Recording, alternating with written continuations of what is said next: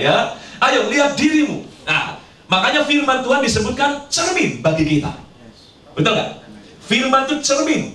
Makanya kalau mau tahu siapa diri kita yang sesungguhnya, jangan tanya orang, tanya Tuhan. Lewat firman-Nya. Siapa kita?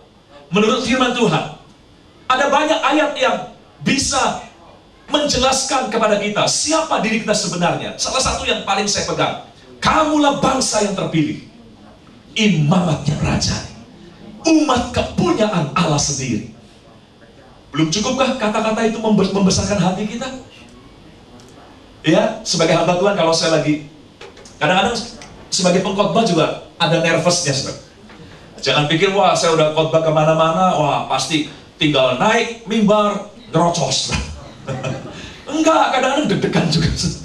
Aduh, apalagi kalau di tempat baru, yang orang-orangnya saya belum terlalu kenal, ya, situasinya belum terlalu kenal. Kadang-kadang lihat panggung yang tinggi, wah nervous. Lihat mimbar yang gede, langsung kagok. Nah, seringkali begitu. Ini pengalaman pribadi saya. Saya kalau lagi bingung begitu, lagi bimbang, aduh gimana, bisa nggak saya menguasai keadaan, menguasai ruangan dan sebagainya. Saya ucapkan di Yesaya 61, Roh Tuhan ada padaku, karena Dia telah mengurapi aku untuk memberitakan kabar keselamatan, membebaskan para tawanan, memberitakan tahun rahmat Tuhan telah tiba. Wah, langsung enak, ya. Saya berkaca dari firman tentang siapa diri saya. Ada banyak cermin yang indah dalam ayat-ayat firman Tuhan yang memberitahu siapa kita sebenarnya. Makanya jangan tanya orang, saya ini siapa ya?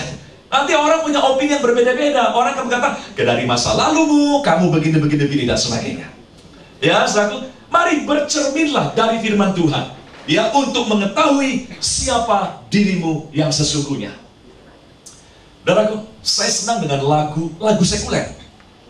Dinyanyikan oleh Mariah Carey kalau nggak salah.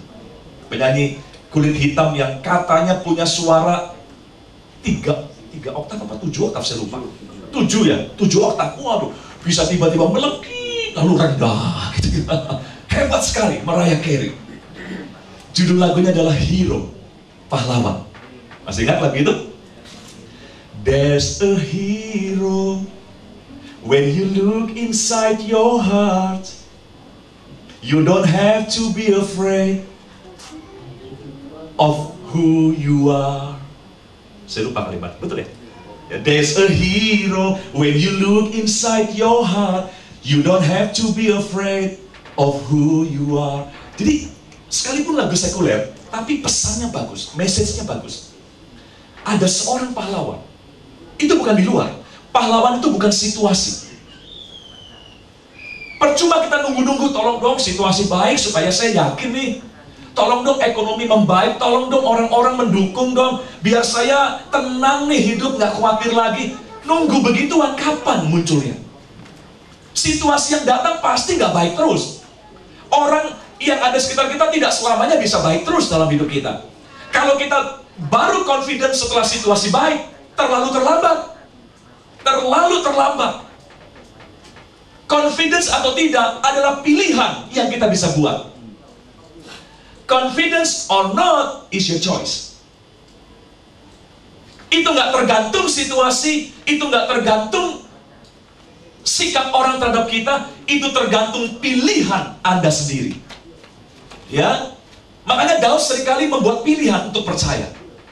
Ya, hai jiwaku, berharaplah kepada Tuhan. Berarti dia sedang memilih. Betul nggak? Dia nggak peduli situasinya apa. Hai jiwaku, percayalah dan berharaplah kepada Tuhan. Sering dalam Mazmurnya dia mengungkapkan seperti itu. Berarti dia tahu confidence atau tidak, tenang atau tidak, damai atau tidak, itu mutlak adalah pilihan yang kita buat. Makanya kalau lagi situasi gak enak, mari self-talk, bicara pada dirimu sendiri. Hai jiwaku, tenang. Ya, Roh Tuhan ada padaku. Atau akulah bangsa yang terpilih. Ya, atau Allah turut bekerja dalam segala perkara untuk datang ke kebaikan bagi aku yang mengasihi Dia. Ada banyak sumber-sumber motivasi di Alkitab. Ada banyak sumber-sumber confidence yang bisa kita jadikan benih untuk menaburi hati kita. Dan Ya, pilihlah untuk confidence. Pilihlah untuk tetap yakin.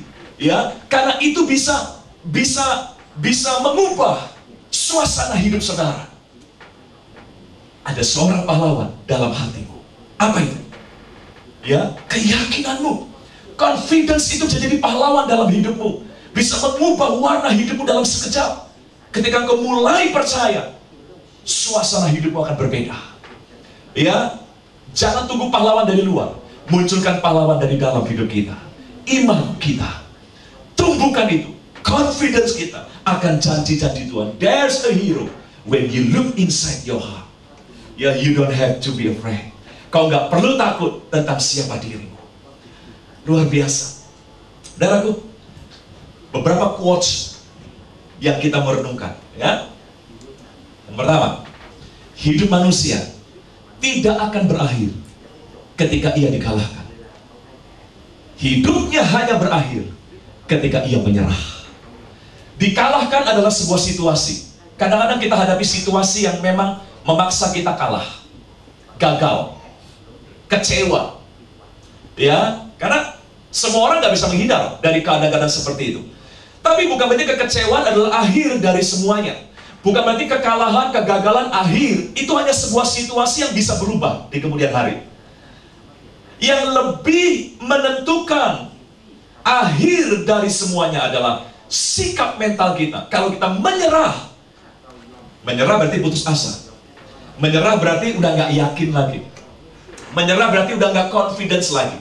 Nah, itulah yang akan mengakhiri semua perjalanan hidup kita. Karir kita akan berakhir bukan ketika Anda gagal, tapi karir kita berakhir ketika Anda menyerah. Ya udahlah, udah nggak bisa lagi. Nah, itulah akhir dari semuanya. Kegagalan biasa. Mana ada sih orang yang nggak gagal? Mana ada sih orang yang nggak pernah kalah dalam hidupnya? Para petarung terbaik pun pernah kalah dalam hidupnya. Ya, raksasa-raksasa ekonomi terhebat pun pernah gagal dalam hidupnya. Orang-orang hebat dalam sejarah umat manusia, mereka adalah orang-orang yang banyak gagal juga. Jadi bukan soal gagalnya yang menentukan, tapi sikap mental kita, respon kita terhadap kegagalan itu yang jauh menentukan kita bisa bangkit atau sebaliknya kita bisa berakhir di situ. Makanya mari, ya, jangan menyerah, karena kita nggak punya alasan untuk menyerah kalau kita tahu siapa diri kita di hadapan Tuhan. Saudara, kalau saudara kenal dirimu seperti Allah mengenal engkau, maka engkau tidak punya alasan untuk menyerah dalam situasi apapun juga. Makanya samakan cara pandang kita dengan cara pandang Tuhan dalam melihat siapa diri kita yang sebenarnya. Tuhan tuh melihat kita sebagai orang-orang yang punya prospek luar biasa. Saudara tahu waktu Petrus menyangkal Tuhan Yesus, ya, kemudian Yesus ditangkap, diadili, disiksa dan disalibkan. 3 hari kemudian dia bangkit, dan setelah bangkit dia ada di sebuah pantai, ya, lalu dia panggil murid-muridnya, "Hei, adakah lauk pauk sarapan pagi ini?" Petrus mendengar suara, suara siapa ya? Kok kita nggak asing dengan suara itu? Lalu Yohanes berkata, "Itu guru." Wah, kaget semua. Tahu kisahnya ya? Itu guru. Petrus langsung, perahu belum menepi, dia langsung terjun. Wah, dia orang yang sangat rindu dengan Tuhan ya. Dia orang pertama yang menghampiri Yesus di pantai. Lalu mereka makan, ya, setelah dapat ikan makan, Yesus berkata begini, "Petrus, apakah kau mengasihi aku lebih dari segalanya?" Setelah 3 kali ditanya dan 3 kali menjawab, tanpa disangka-sangka. Sebelum waktu ditanya, Petrus sudah merasa terdakwa. Wah, ini waktu ditanya, "Apakah kau mengasihi aku lebih dari segalanya?" Dia akan berkata, "Wah, ini nyinggung yang lalu nih, waktu gua menyangkal nih." Ya, bisa aja kan? Wah, ini Tuhan ingat-ingat yang 3 hari yang lalu nih. Ya, makanya dia nggak bisa jawab, "Tuhan, Kau tahu segalanya deh." Petrus sudah nggak bisa jawab macam-macam. Karena